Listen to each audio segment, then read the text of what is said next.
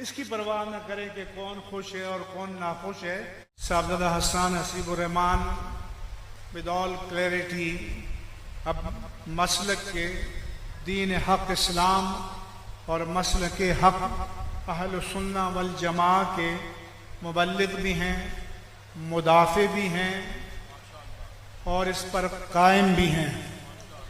और इंशाअल्लाह ताला हम इनके साथ हैं, इनके साथ रहेंगे और इंशाअल्लाह ये आपका मिशन सारी दुनिया में फैलेगा।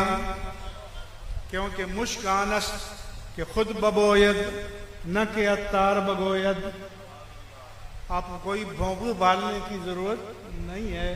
खुशबू खुद फैलती है, खुद फैलेगी और दुनिया में ये हक का पैगाम, हिदायत का पैगाम, रास्ती का पैगाम, अकीदे के तसल्लुब और अमल की रास्ती का पैगाम इंशाअल्लाह ताला पहुँचता रहेगा। आप इसी ज़्यादा मुस्तकीम पर कायम रहें। इंशाअल्लाह ये सब उलमा आपके साथ रहेंगे।